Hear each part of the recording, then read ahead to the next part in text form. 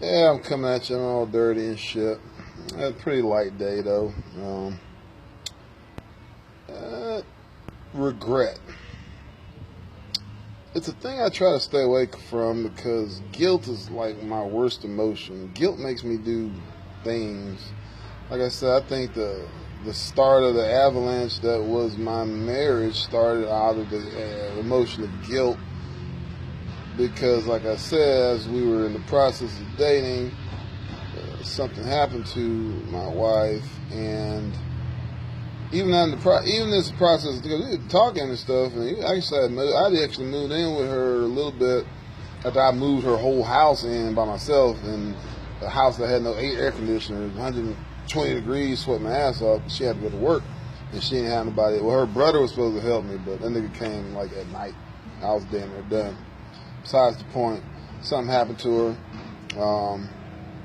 On my watch, and I feel really bad about it. And through the course of time, because like I said, we never were supposed to be together. I mean, not really. And she's intelligent enough, I guess, to know that. And I've been known that, really. But, I thought that she needed my help to overcome the obstacles of the event that had happened to her.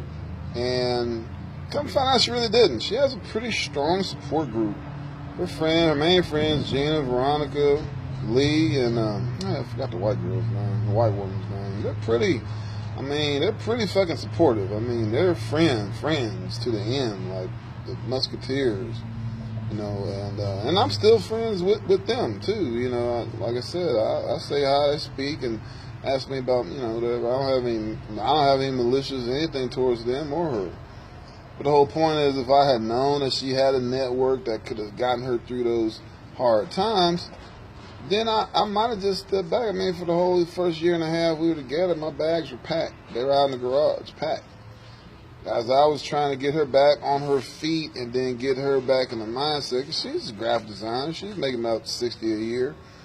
But that's okay money for you by yourself. And I wanted to kind of get her back on track to that, but she never did. Things happened. She didn't really get the economy kind of fucked up at the same time. First thing most businesses cut is advertisement. I mean, shit's going down. So she never did really get. And then, my income was substantially lower than hers at the time. I felt like if I leave, then she's not really bad. She's gonna be doing without a lot of stuff, and she's not a bad person. That's the main thing. She's a good person. She's not a bad person. Like moths are drawn to the light. And my darker side is probably somewhat attracted to her being a pure person. Like she's one of the people that she's definitely a pet person.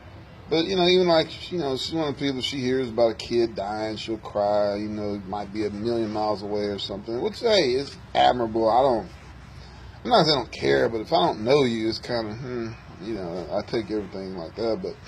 But she's very giving, a very loyal person.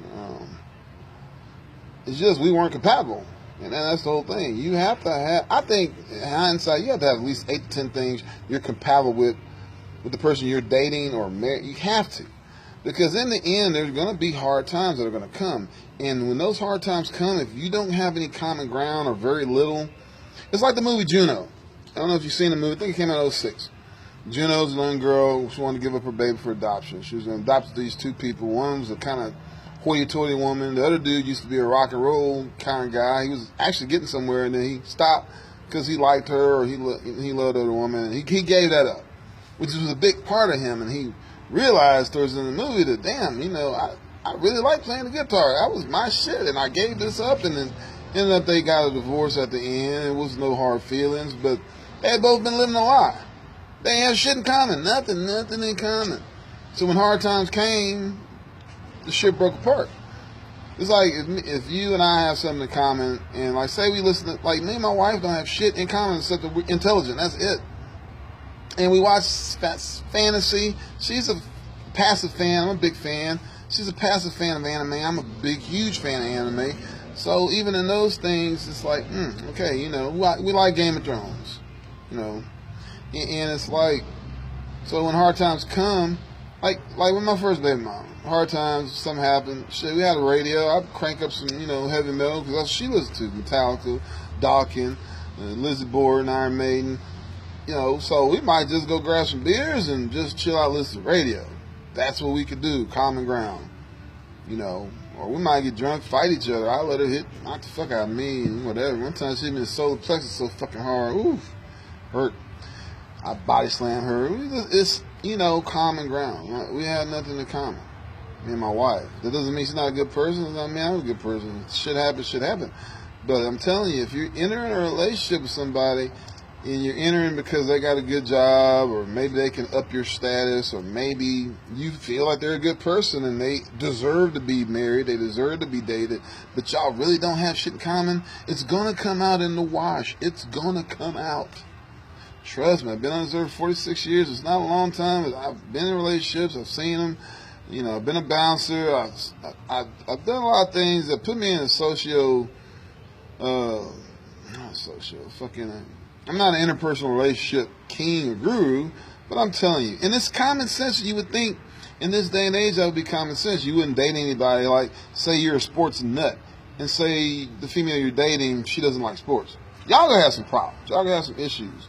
Like, if you're on fantasy football, hey, you gotta have all the games on Sunday. You watching 8 games at one time, and this woman has not, because there are women who have a passing interest, but then, like, say she hates sports, you don't have a if that's a big part of your life, have a bad time. It's sense. It makes sense, right? Hey, if you're playing Magic and the woman you kind of are dating, or she can't stand to look at you playing Magic, she thinks it's silly, she said some comments about it to you, you just probably don't want to get into that. If that's a big part of you. And I know some of you guys, it is. A lot of you guys don't play anymore. I know Big Justin, his wife probably slapped him and told him, hey, look, you can't play Magic anymore. He quit like a big baby that he is, a big gray gay bear baby. But but some of y'all still play. Like Mo. Now Mo thinks he's the king of Magic now. I remember Mo was just the worst Magic player ever. We used to just talk about him and laugh at the stupid picks he made. But I guess he progressed. He's probably better. He's better than me. He plays more than me. I might play Magic once every 2 months, and I do pretty well for a guy who doesn't play. But I make those, if I'm playing a good player, I'm going to make a terrible mistake because I don't play as much, and then that's usually my downfall. But it's not like a horrible deck, so it's not like I don't have things in mind when I'm drafting or whatever. But going back to it, if you're with somebody, even if it's just, hey, you're a casual person, she's more of a, because a lot of times there's women, they don't, like my wife doesn't wear T-shirts. Because she said make her look fat. But if you heavy set, it don't matter what you're wearing. But sometimes I'd be like, hey, let's, I want to buy matching T-shirts. So I think that's kind of cool and cute, but she wouldn't have it. So even if it's not gonna work. I'm telling you, in the end, it's not gonna work. And if you're giving up too much for and the other person's not sacrificing for you on that same level, it's just not gonna work. I'm telling you, plain and simple. It's like a vision from the future. I'm telling you this shit like you're looking at a crystal ball. It ain't gonna work. Get somebody you have 8 to 10 things in common with. See it.